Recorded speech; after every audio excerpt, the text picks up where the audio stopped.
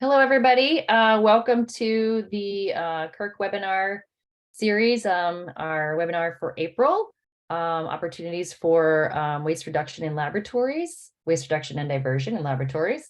We'll get started in just a minute. We have 203 people registered, which is incredibly exciting. So we'll give a couple of minutes. I don't know if everyone's going to make it today, but we'll give a few minutes for everyone to start jumping in, and then we'll start with all of our wonderful panelists.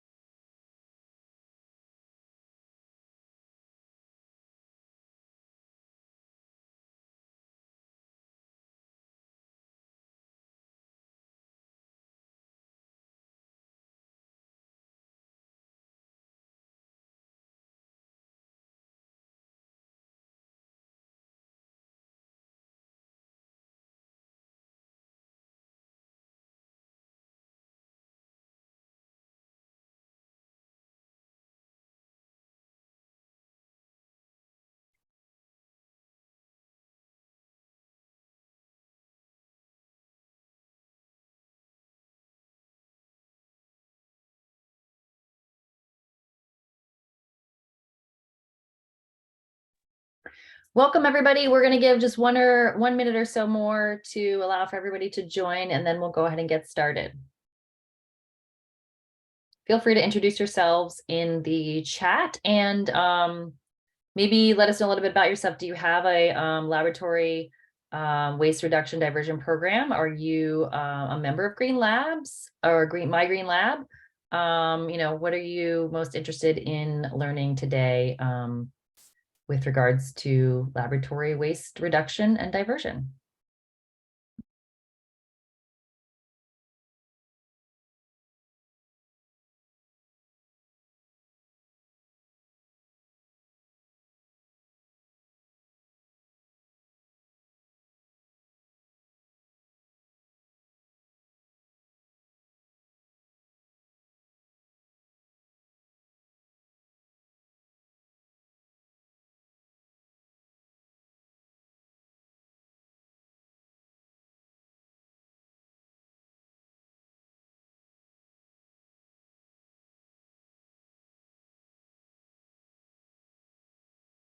All right, I was waiting for that magic number 80. That was the 80th attendee, and I figured that was a nice even number to start. So welcome, everybody. Good afternoon. As I said, welcome to today's presentation of the Kirk webinar series entitled Opportunities for Waste Reduction and Diversion in Laboratories.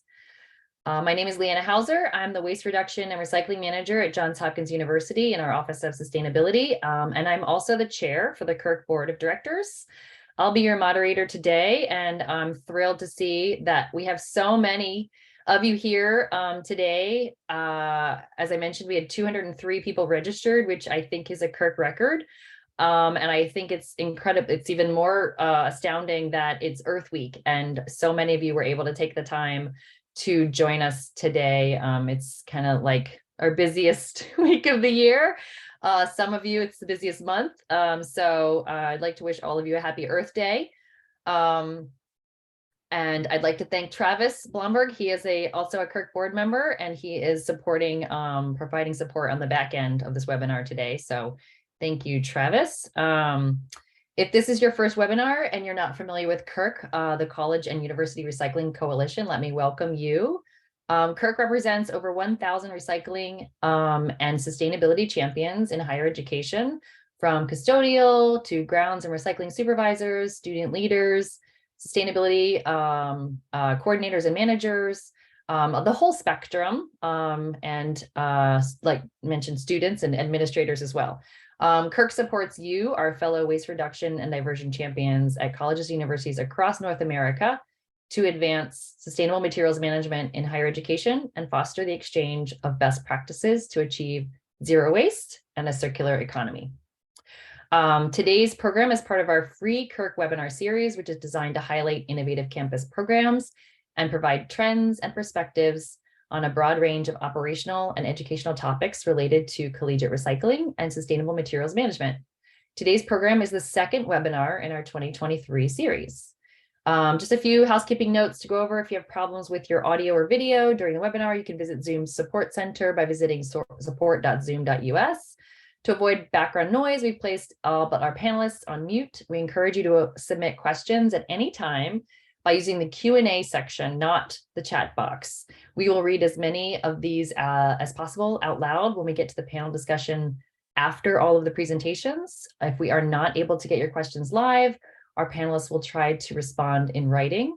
But we welcome you to use the chat function for general comments or to chat with other attendees. Copies of today's presentation will be available to download and a recording available to stream within the next week or so from the Kirk website, www.kirk3r.org. So now on to the show. Kirk relies on generous sponsorship from businesses and organizations, and I want to thank our sponsor, My Green Lab, for their support of today's webinar. Please welcome Stephanie Millar, Senior Director of Business Development at My Green Lab, who is going to share a little bit about her organization and how you can get involved. Stephanie has a master's degree in chemistry from the University of Auckland, where she applied green chemistry principles to her work, sparking her passion for sustainable science.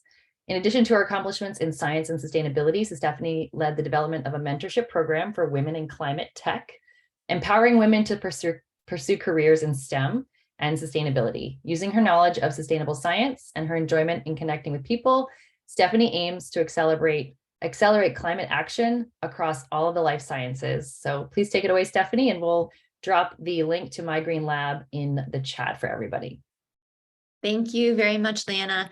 Well, it's wonderful to be here today speaking to all of you. Let me go ahead and share my screen, and I'm going to tell you just a little bit more about My Green Lab. Excellent. Now, for those of you who are not familiar with My Green Lab, we are an international nonprofit organization with a mission of building a global culture of sustainability across science. Now, this is really important to us because, as many of you would know, labs are resource-intensive spaces. They can use up to 10 times more energy and up to 4 times more water than their office space attachments. There are also over 12 billion pounds of plastic waste produced every single year in labs across the world. Also, these numbers were pulled from a study that was conducted before the pandemic. So because of all the intense research that went on during that time, we suspect these numbers are actually significantly higher now. But that is really why we are here, why we are all here doing what we're doing today. Now, this is just to help shape the conversation that you're going to hear throughout the rest of this webinar. Did you know that the average person discards approximately 150 kilograms of plastic waste per year? In comparison, the average scientist discards 1,000 kilograms of plastic waste per year. So that's 7 times more than the average person. Just to put in perspective how plastic heavy scientific work really can be. However, if we were able to reduce that by just 10%, that would be the equivalent of offsetting emissions from over 250,000 cars. So take a moment and think about, what would it be like for you to reduce your plastic waste by just 10%, which is a relatively small number when you think about the big picture. Now, at My Green Lab, we have an ecosystem of programs that we offer to address some of these core lab sustainability issues, with waste being one of the big ones. Now, I'll just highlight a couple of programs. You can find out more information about all of them on our website. I do want to start by highlighting our ambassador program, which is right in the middle here. Now, this is a free introduction to lab sustainability. It takes about 1 hour to complete. You watch a couple of videos, answer some quiz questions after each video. Then you do get a certificate that says you are a My Green Lab ambassador. And also you get invited to join our global ambassador network. Now, this network currently has over 3,000 other ambassadors who are all working in labs around the world. They are all passionate about lab sustainability. So it is a really great resource to connect with your peers, ask some questions, maybe share some tips and tricks, and really just knowledge share with others who are passionate about this. I also want to highlight the Freezer Challenge, which is the program to the left here. Now, this is open right now. The Freezer Challenge is an international challenge that we run in partnership with I2SL, which is the International Institute for Sustainable Laboratories. And you can think of this like an international competition where labs compete against one another for who has the best cold storage practices. This is, again, completely free to enter. You register your lab, you then get sent a score sheet, which has some different recommendations for ways you can improve your cold storage practices, and then you self-score and submit your score sheet. All of the labs compete against each other, and we do select a handful of winners every year in July. And then last but not least, I would like to highlight the Green Lab Certification Program up here on the top left. This is our flagship program, and this is a really great way to get recognized for any of the hard work you might have done in your lab to implement sustainability initiatives. Essentially, we work with the lab to support them through taking a baseline assessment, offering recommendations that they can implement to improve their practices, and then they reassess to see where they land on the certification score. It's a really, really fantastic program, and it's growing really rapidly with currently over 1,500 labs engaged in the certification from 42 countries throughout the globe. Now, with that, I will go ahead and end with a little call to action. I have also left my email down at the bottom, so if any of you have any other questions or would like to explore any of this further, please don't hesitate to reach out. With that, I will hand back over to Leanna. You have a fantastic lineup of speakers and presentations ahead of you. Thank you very much. Thank you, Stephanie. Thank you so much. Thank you, My Green Lab. As Stephanie and her team know firsthand, laboratories present unique challenges when it comes to waste reduction and diversion, but the volume and types of waste they generate also present tremendous opportunities to reduce the environmental and public health impacts of waste disposal. Experts on today's panel will discuss how they navigated the regulatory and cultural obstacles to reduce and divert laboratory waste safely and sustainably. Today, we will hear from Emily Colpack of the University of Alabama, Birmingham, Daniel Chau of the University of California, San Francisco, and Kathryn Ramirez-Aguilar of the University of Colorado, Boulder. First, we will hear from Emily. Emily is the Green Labs coordinator at the University of Alabama at Birmingham, where she has overseen the Green Labs program for the past 2 years. One focus of the program is helping labs recycle. She has helped UAB recycle over 80,000 pounds of plastic. So take it away, Emily. We're excited to hear from you. You just had a busy day with glass recycling on your campus. Thank you. Yeah, we're doing a public drop-off day. Perfect. Can everyone see my screen? Awesome. So I'll begin. I am the Green Labs coordinator for the University of Alabama at Birmingham, and I will begin. So these are the items that we recycle at UAB. We can recycle 1s, 2s, 4s, 5s, styrofoam, bubble wrap, aluminum foil, unbroken glass, ice packs, battery, gloves, and we do compost some of our animal bedding. And so you might be asking, why do you recycle these items? In Birmingham, we can only recycle 1s and 2s, aluminum cans, and cardboard. And so a lot of our research labs have found that they would like to recycle a lot of other items. And so we use the My Green Lab program, and labs join that program. And if they do, they can do lab recycling with us. And so any of the energy savings or water savings that they experience, it helps pay for this recycling program. And so I'll talk about our recycling process. We go to the research labs with our team of paid interns. They drive our state vehicles and pick up the recycling directly from the research labs. As you can see on the photo on the left, that is a lot of recycling from one of our labs that we picked up. It's specifically from our innovation depot. And you might be asking how we even recycle styrofoam. So as we know, styrofoam is super lightweight. We take it, we use our baler at our warehouse where it squishes the styrofoam into about 20-pound blocks. And then we send it to the city of Albertville, which is about an hour away from us, where they then use their densifier and make these styrofoam ingots that you see on the right. And then that gets sent to Malaysia where it gets made into picture frames. And so we really utilize some of our local recycling vendors that are, an hour away from us, but still pretty close. And so we also recycle ice packs. I would maybe say it's more of a reuse program. So as we know, research labs get a lot of ice packs from all of the styrofoam coolers that they use. And so we will take the ice packs, we clean them off. Our warehouse is a little dusty. And so the ice packs are not dirty when we get them. They just get dusty in our warehouse. And that's why we need to clean them. And then we pack them up in boxes and we give them to our local Meals on Wheels. We give them to a local pharmacy and our local farmers market. So sometimes the farmers will send out goat cheese, or they have like a local fish market that they use, and they really appreciate those ice packs. So not only are they getting reused, but we're preventing, the local pharmacy Meals on Wheels from having to purchase ice packs. And so there is a picture of one of our interns holding some ice packs. We also recycle gloves, as you can see. We will collect all the gloves. All of our research labs have to go through a certain training to recycle gloves to make sure that they're following all the proper protocols. And then on the right, you see me holding a 50-pound bucket full of batteries. So we send off the batteries to a battery recycling company called Battery Solutions.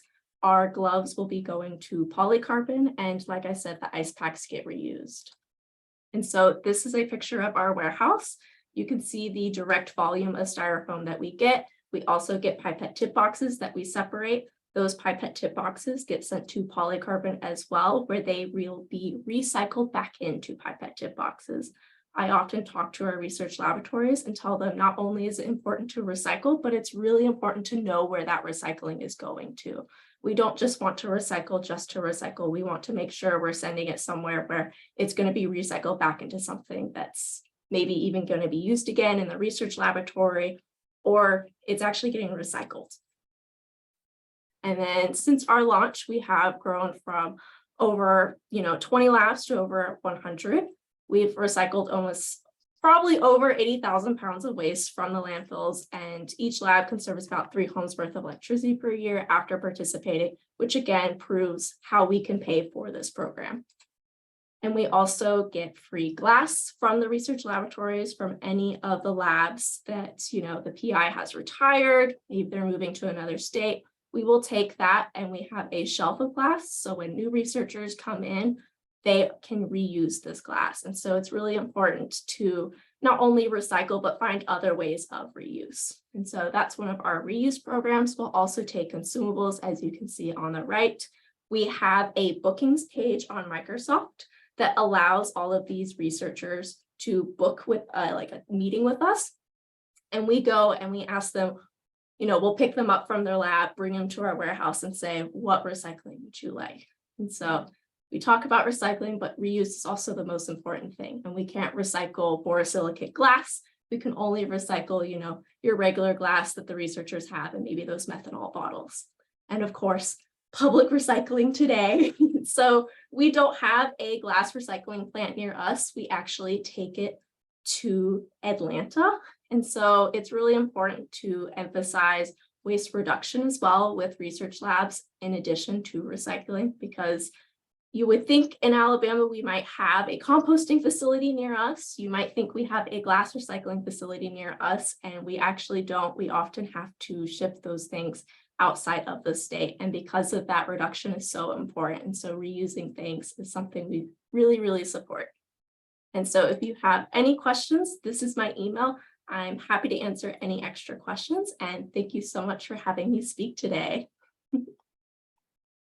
Thank you, Emily. You have covered so many materials in labs. There's a bunch of questions already for you specifically, we will get to all of your, well, maybe not all of your questions because they're coming in hot and fast. But we will get to as many questions as we can once we have finished from the presentations from all three of our panelists.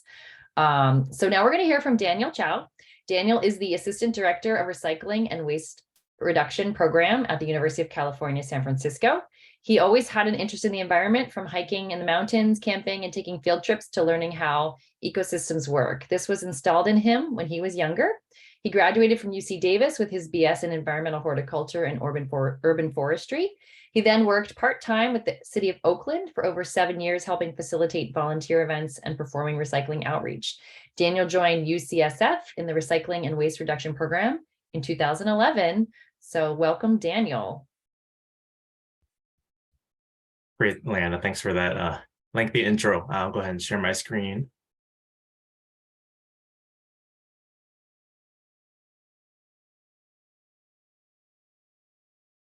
All right, so we'll go ahead and get started. All right, so just to give some overview about UCSF. So while we are part of the UC University of California system, we don't have any undergrads, and we have a lot of research facilities. So on our campus, we have 643 labs, just over 4,500 research staff, 620 PIs, and over 1 million square feet of lab space. Out of the 643 labs, we have 30 that are certified green labs. So we have our own internal green lab certification that we go through to certify labs. And as you can see, we still have a lot to go through, a lot to get to. For waste diversion, just a high level at UCSF, our overall waste diversion is 75%. And even if, theoretically, if everyone composted, recycled all their food waste and everything, we still wouldn't be able to hit our zero waste goal, which is 90%. So that's why there's been a big focus on labs. And in order for us to reach that zero waste goal, along with all our waste reduction goals listed there at the bottom right, labs are a very key part of helping the UCs and also UCSF meet our waste reduction goals in the future as well. In our labs, we have, the standard recycled compost and garbage bins. We also have film plastic recycling for labs that would like to participate, styrofoam recycling, a new labs plastics recycling program, similar to, what was just talked about in the presentation before. We use polycarbon, and a glove recycling program soon to be started. Those are just some signs that we made internally to showcase our lab staff of what they can sort in their bins currently with our waste haulers. But as I go on to talk about lab plastics next, we're pulling a lot of that items out of the garbage to be recycled. We also work with a local nonprofit to donate as many lab equipment and excess lab supplies that labs typically overpurchase, so they can be donated and reused for other STEM educational purposes. For our lab plastics pilot, we are piloting polycarbon to collect clear plastics, colored plastics, and soon to be glove recycling as well. Most of the plastics that we are focused on are on the non-biohazardous, so if they were destined for the garbage, they would be collected in this program. Just some overview on our lab plastics collection process. What we've seen is our contamination rates have been pretty low. Working in the recycling field and the waste field, contamination in general is very high in our recycling and compost stream without proper education and without proper sorting. So we knowing this, we really highlighted a lot of education into our lab communities before we started rolling this out. And we've seen actually very low contamination rates. A lot of labs willing to participate. I've seen over a 90% interest rate because a lot of labs, they know that they generate a lot of plastics and a lot of waste, and there's not a whole lot they could do about it. So seeing this is really helping them, know that they can conduct the research without feeling that excess guilt of producing a lot of waste. We also partner with our environmental health and safety teams. So our EH&S folks know exactly what we're doing. Also, labs know that anything that we collect, it still goes through the proper process. And if they have other, regulated waste that needs to go through the biohazard streams or radioactive streams, they still continue doing that. This is not to supersede any of that. And we collect all our data through a Zabel Zero waste sorting app. This is one of the dashboards I have on our apps to show, typically how much color plastics and how much clear plastics we collect. And you can see clear very much outweighs how much color plastics we collect. The bottom line, the orange line, is our contamination rates, which is incredibly low. This slide here shows the contamination rates for each lab. So every time we do a pickup, we do an audit of every single bin to see how much we have, and we typically see under a 5% contamination rate. That one on the left really was just tied to one individual that kept putting their gloves and other miscellaneous items in a bin that we did pull out. But in general, labs have been very good about participating and following the process. Working with Polycarbon, they've been great in helping us learn about where our plastics go and how much is recycled. Out of the nearly 3,000 pounds of plastics we've collected so far, almost 2/3 of that is being circularized into plastics that we are now purchasing on our UC campus. With this circular economy, with working with Polycarbon, a lot of lab consumables are made from plastics being collected at UCSF. And actually, the plastics are all collected, processed, and made into new products within an 80-mile radius of San Francisco. For a circular economy, that's almost as good as it can get, right? Our plastics from UCSF, when they leave and then when they come back, travel just under 200 miles. So minimizing the carbon footprint and promoting local jobs and local economy. It's really a big win for us in promoting this program to the UCSF lab research community. And even if certain labs can't participate in the recycling process, we still encourage them to purchase the more sustainable consumables because they're still made from recycled materials. Most of the recycled products from Polycarbon are made available for purchase in our stock rooms at our Chemical Central storehouses, which on our 2 main campuses, any lab can walk down there and purchase the supplies on the spot. So there's no need to put in, purchase orders or have UPS or FedEx come deliver small supplies. We're organizing this so it's bulk purchases and they just walk down and purchase at any time. For styrofoam, we collect a lot of styrofoam. So, a lot of our styrofoam is condensed and densified and sent back for recycling into new styrofoam products. While our styrofoam is being processed into new styrofoam products, they're not technically coming back in a closed loop system back to UCSF just yet, but that is something that we are working on with our vendor, Agilix. Just some stats there from styrofoam. We collect over 12,000 pounds annually, which is about 600 yards of space. And when you convert that to garbage volumes, that saves us almost $10,000 annually in just styrofoam by just diverting it from the landfill to this recycling process. For composting in labs, I didn't mention a lot about animal bedding, but we do compost 500 tons of animal bedding annually in our compactors, in 4 compactors and debris boxes across the campus. And they come from our animal research facility. And most of it is collected separately from our traditional compost stream, so we can kind of keep an eye on what's in it and so our hauler knows where it's coming from and that it's a clean process.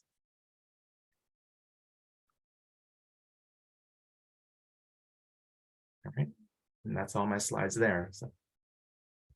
Thank you so much, Daniel. I'm glad you also mentioned the animal bedding composting, which is, I think, the next frontier of labs.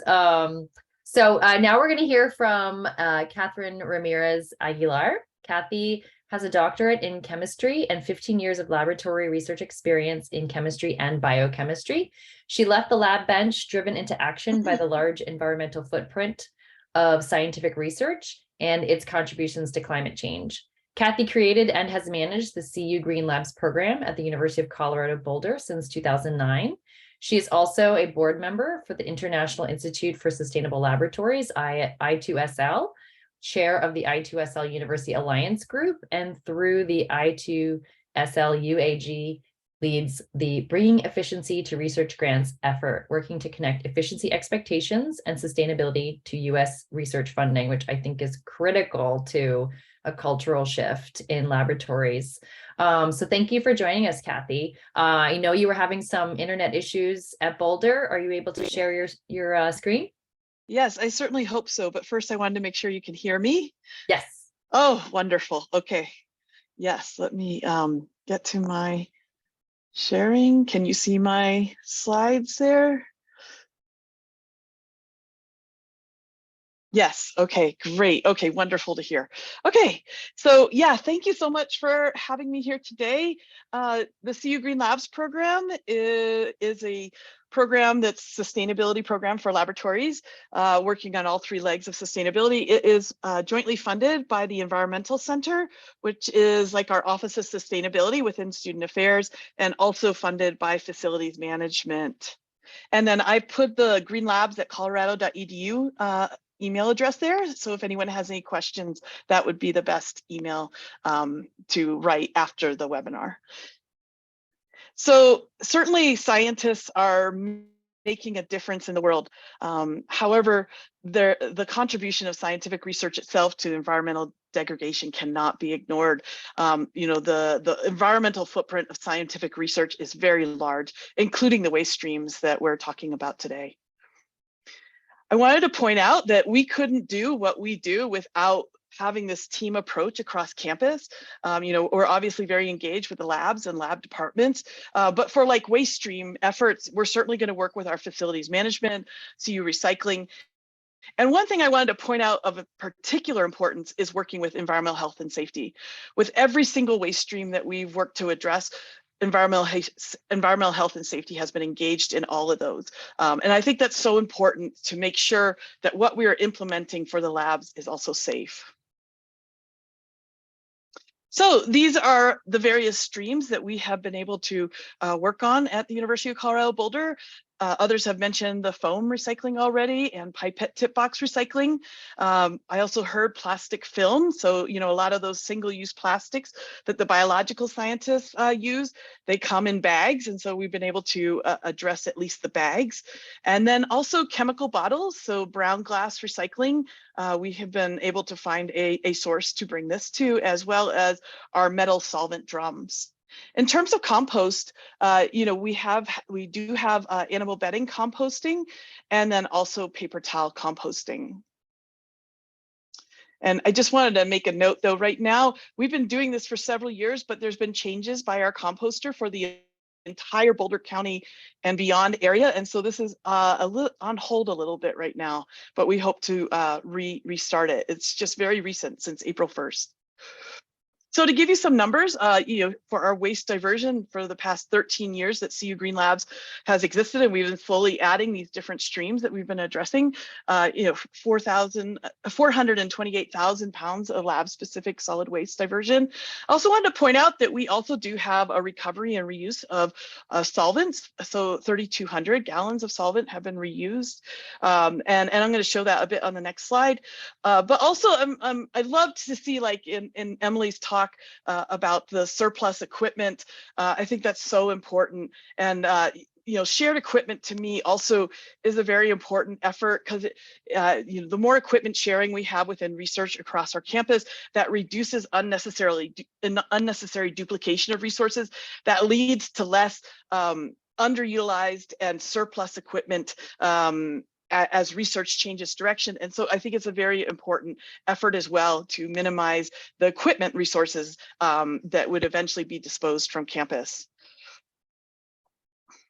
So yeah, on our solvent recovery and reuse, the two streams that we've been able to work on at the University of Colorado Boulder are acetone and ethanol, although we do hope to expand that to other streams as well. But these two have been very successful. We have two distillation units, one that is run by Jackie in the red to the left, who's the director of our organic chemistry teaching labs. And so she does a lot of acetone reuse within those labs. And then also our environmental health and safety has a second distillation unit, and one of the streams that they have been really working on is ethanol, although they have done some others as well. Like I think they participated in acetone, but they've also been trying other solvents.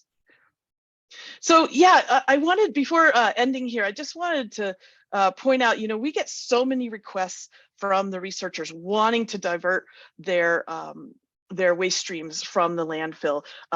So much about single-use plastics. It was great to hear from UCSF and also Alabama about what they're doing with polycarbon. I think UCSF has the full program in place there. And, I really hope that eventually we can have that also in Colorado. It's my understanding that their polycarbons efforts have started on the East and West Coast. But just to get back to this, so much of the demand from the scientists is for addressing these waste streams. And in my opinion, to really get acceleration to being able to address this, the money supporting research, the grant funding needs to help drive sustainable options for researchers. The money needs to start demanding it. And if you agree, I really want to encourage you to sign today this Million Advocates for Sustainable Science effort. This is launched by the International Institute for Sustainable Laboratories and My Green Lab. It's a letter issuing a challenge to science funders around the world to encourage sustainability and research.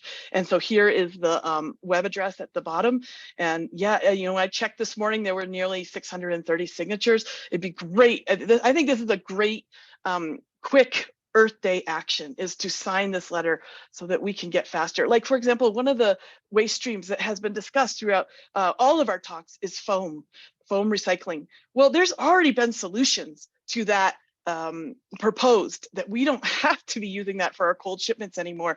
We need to accelerate moving away from foam to those more sustainable shipping containers. And so I think if the money was encouraging that, we would get there so much faster. So again, for Earth Day, I highly encourage you to sign this Million Advocates for Sustainable Science letter. And this is the link here. Thank you.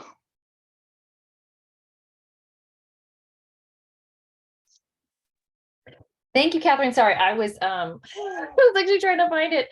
And that way I was just gonna put the direct link in the chat. Yeah, I can do that if you have it. Oh, someone already, okay, you already did. Thank Yeah. you so much. Yes. Awesome. Yeah. It'd be great to you. see how many signatures, it goes up with over the course of this webinar. Yeah. So thank you so much, Kathy. And again, Emily and Daniel, for sharing your important work and sort of, each touching on various aspects of the challenges and opportunities. And it was a perfect segue that you raised, Kathy, about the funding piece, because I thought I'll just start with one question and then we'll move to the Q&A. But, about barriers. So perceived barriers and real barriers, cultural barriers, infrastructure barriers, right? There's lots of them, but they're not insurmountable. I mean, we all know that the simplest waste diversion programs, like for just, water bottles, can be met with resistance. But in laboratory spaces, you're dealing with health and safety regulations, very unique materials that don't always have easy, markets, commodities markets nearby. And then, some strong personalities and longstanding practices and culture in laboratories. So if you could each maybe share very briefly, like how you break down some of those barriers to establish and expand your programs, again, whether it be the regulation piece, the cultural piece, some of the infrastructure challenges with, finding those external market partners. So I'll let whoever wants to start, go ahead and just respond to that.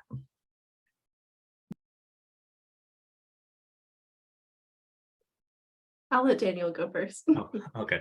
Yeah. So I'll start. For me, working with labs, it's a lot of regulations, right? So having my environmental health and safety team buy off on it was one really key part of it. Because, you know, before, when we used to try to launch any kind of new programs to the labs, they would always come back with safety aspects of it that they would deem it not something to pursue, right? So even just like glove recycling, you know, that if it touched something that shouldn't have touched, then, you know, someone else, it just leads to a lot of hosts of like issues down the line, right? But when we work with our EH&S team, safety teams, to designate, you know, the proper process, so they understand how it's going to go, the risks associated, which is typically pretty minimal, you know, then we get their buy-up. It really helps us kind of have that support for us to kind of roll out these programs.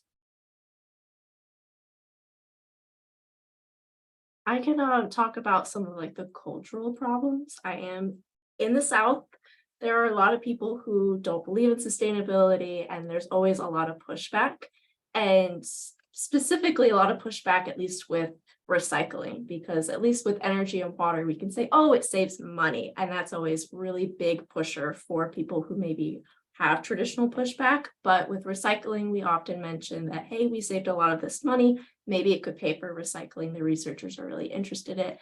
And I always remind them that all of this recycling isn't going in our dumpsters. Our dumpsters are not paid for by how heavy they are. They're paid for by how often we get them picked up. And if there are a bunch of styrofoam coolers in there taking a bunch of space, we are saving maybe the recycling problem, maybe not be paid for itself by avoiding those dumpsters, but we are helping save a bit of money by transferring the styrofoam coolers from the dumpster, transferring those ice packs, transferring all of that lab recycling from the dumpsters to our recycling program. And so through that, sometimes you have to think creatively on how to talk to someone, especially if money maybe might be like the biggest focus that they think about.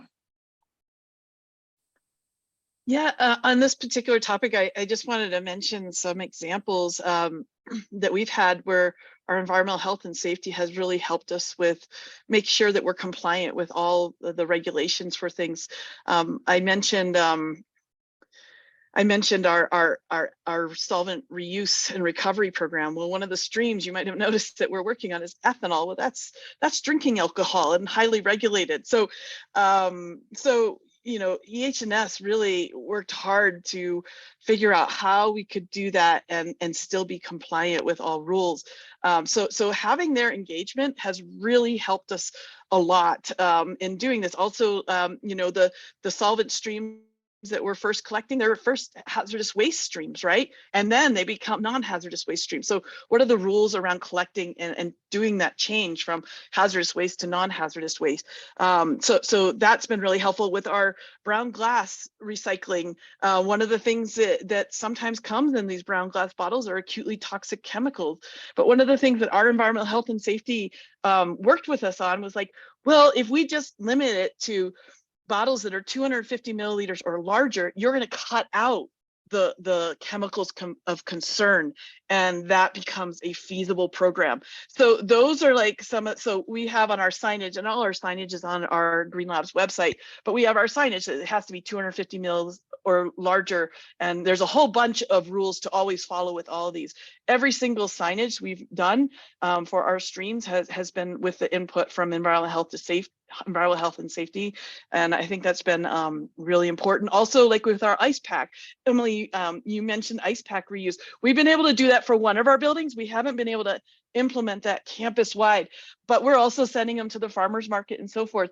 But CU Boulder was concerned legally, so EH&S got involved and helped us with legal to create a documentation to enable that program that the people that pick up have to sign. So those are like the type of hurdles that we have hit, but then through collaboration across campus have been able to overcome. Thank you all. I think, you know, you touched on make friends with health and safety early on. And I think, you know, obviously our programs can't move forward without it.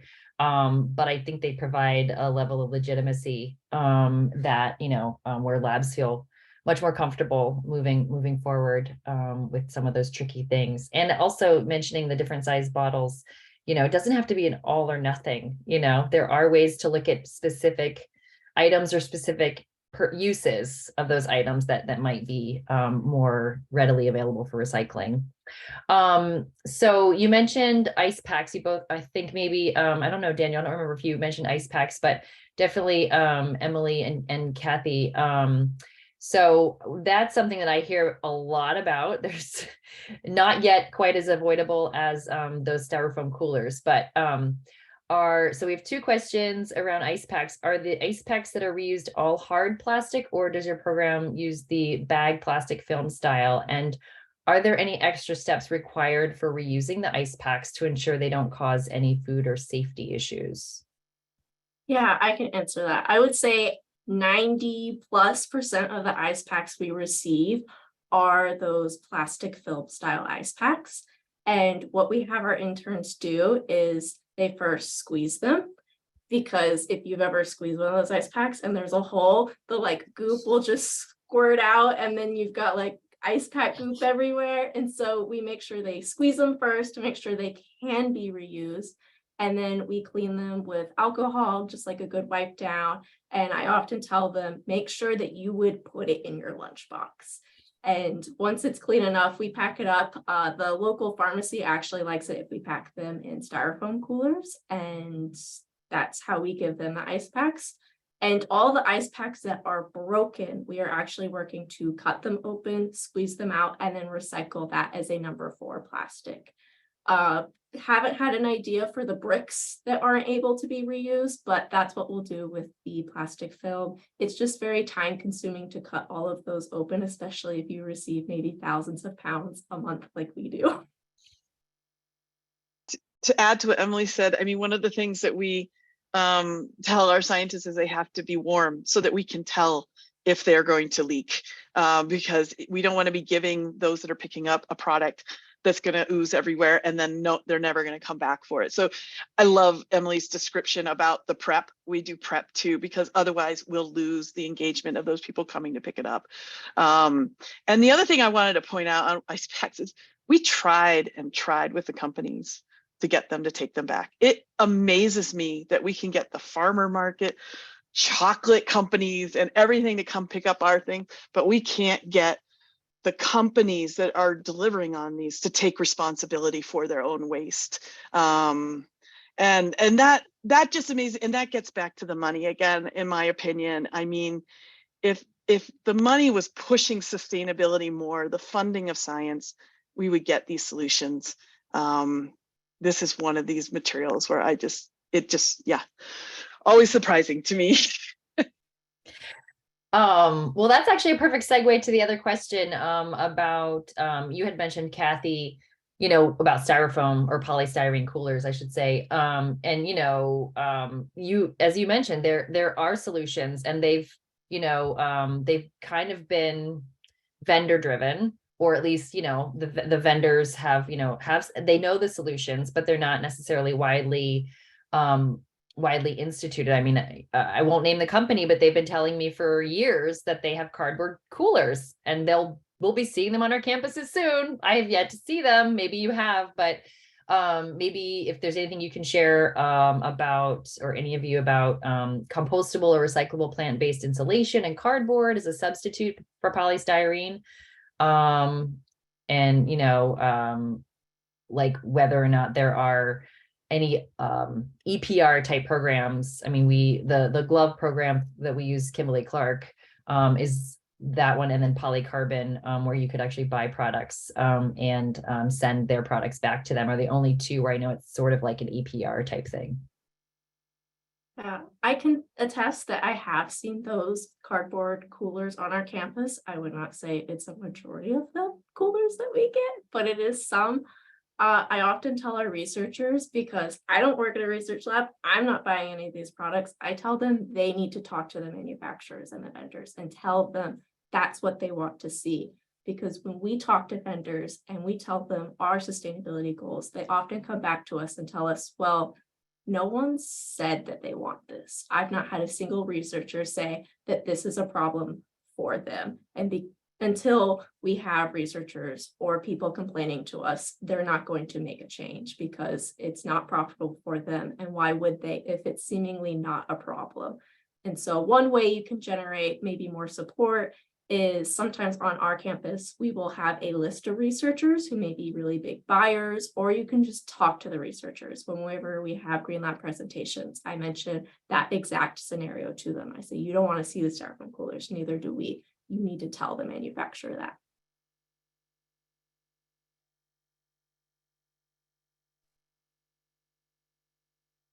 Go ahead, Kathy. Have you seen these mysterious cardboard coolers?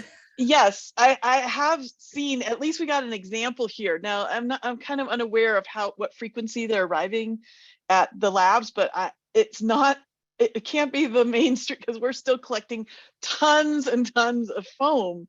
And yeah, so that, and then on the gloves, I just wanted to mention that we don't have glove recycling because we haven't found, you mentioned, Leona, the Kimberly-Clark program, we haven't found that it fits well enough with our extended producer responsibility goals. We think there could be a much better program, and we're holding out for the more sustainable. But I agree, extended producer responsibility is really important. And I'm with Emily. I mean, we've been told by the companies, when the scientists ask for something over and over and over again, it will cause change. Especially if that means they're going to order from one company over another. If it gets down to the money, it's gonna have, things are gonna change. So is that a role that I2SL?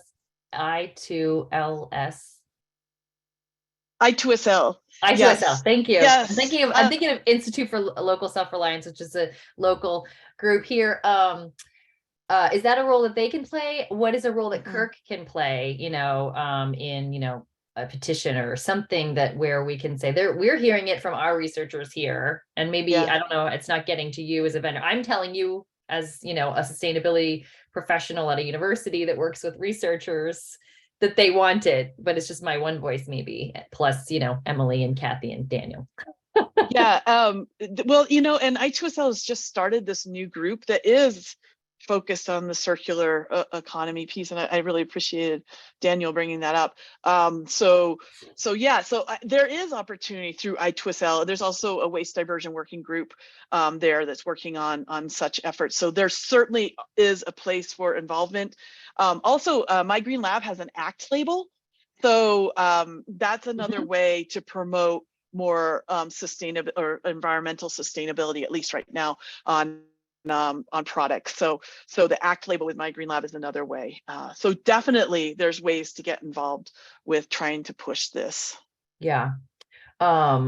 I know a little bit of the ACT label, but it sort of provides a little bit more transparency, and it's not, it kind of counteracts any greenwashing, if I'm correct. I'm going to we have time for one more question. And so to our panelists, if there's questions in the Q&A that you can just respond to while we wrap up this last question. Space. I mean, we are struggling for space for all of our standard programs, adding compactors for compost or dock space for everything that we might need. So polystyrene coolers, I don't think you can get anything bulkier and bigger than that to try to, find rooms to store it until you have enough to send off, unless you have a densifier. So who pays for this warehouse space? And is it just for materials generated in the lab program, or is it common space, or is it generally for your entire waste reduction, programs in general? Yeah, so we're a big urban campus. We are in the city, so space is always an issue. We have been very lucky that there is a warehouse that we are able to use. We share it with our carpentry team, our roofing team, and so it's sometimes just a space for a lot of our facility workers to take a break. And so we don't take a big footprint of that space, because oftentimes once it gets full, we send out the recycling and then it gets empty again, which is kind of just a big cycle. But we don't pay for it, facilities pays for it, we're underneath facilities, and so they just let us kind of encroach on that space. We've actually helped clean out the space too, so I think they've been happy with that. I would encourage you, because I'm sure our university is not the only one that has kind of like a place where things go to die, where it's just random stuff that no one knows what to do with. And once we kind of found a way to get rid of it, we had like this really big sign And we said, maybe we should sell this on surplus. And that helped us get some of our space. But I will be honest, we've moved to a bunch of different warehouses throughout the years. And so we kind of are the person that gets kind of thrown around sometimes in different areas. I mean, in some cases, our materials, we just need the space to collect it in the building, and then it goes directly to our local recycler. We have a center for hard to recycle materials that will take like the foam and the pipette tip boxes and so forth. So we don't necessarily need huge amounts of space. We do have an intermediate processing facility also on campus that also helps to address things, and the support of facilities management going around picking up items. But our student assistants also play a role in pulling out the materials, especially from the older buildings that were not designed with recycling in mind, and we're in nooks and crannies everywhere, to pull that out at least to the loading dock to help our facilities management group.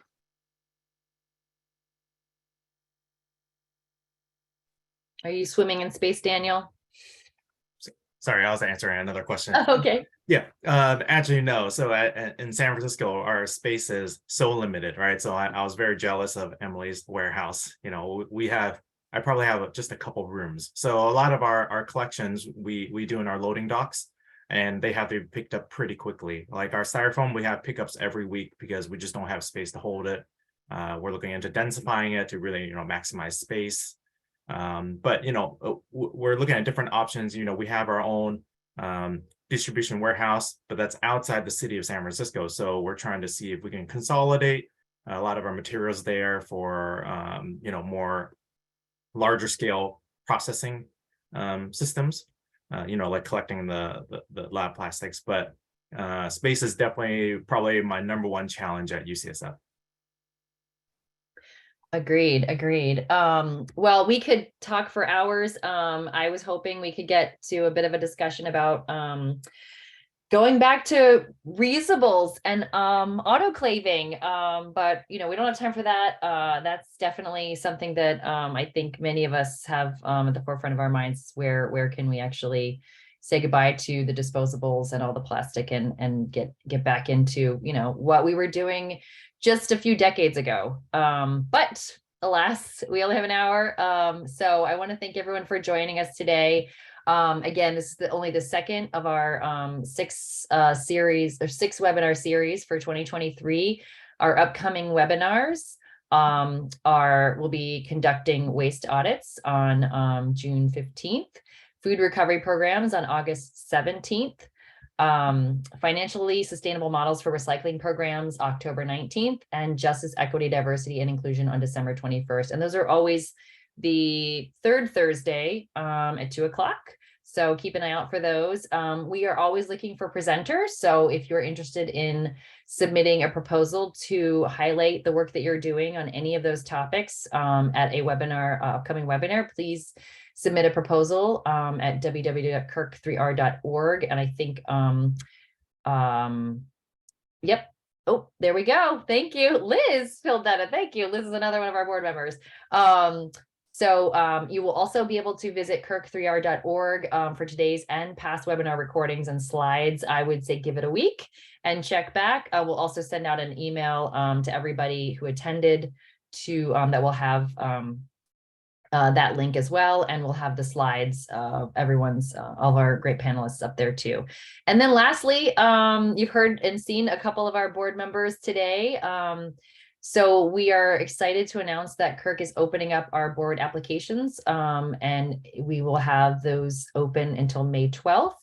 If we could throw that link into the chat as well. Being on the Kirk board is just fascinating and exciting, and it's wonderful to sort of think creatively with a wonderful group of individuals to see what we can do to share with you all, the members. How can we further grow the conversation and expand the resources and the tools that we all need to move towards a zero waste future, particularly in higher education. So I want to thank you all. Hopefully we'll see some of you applying for board membership. And hopefully we will see you in an upcoming webinar. Until then, have a wonderful rest of your day and happy Earth Day. Thank you all so much. Bye.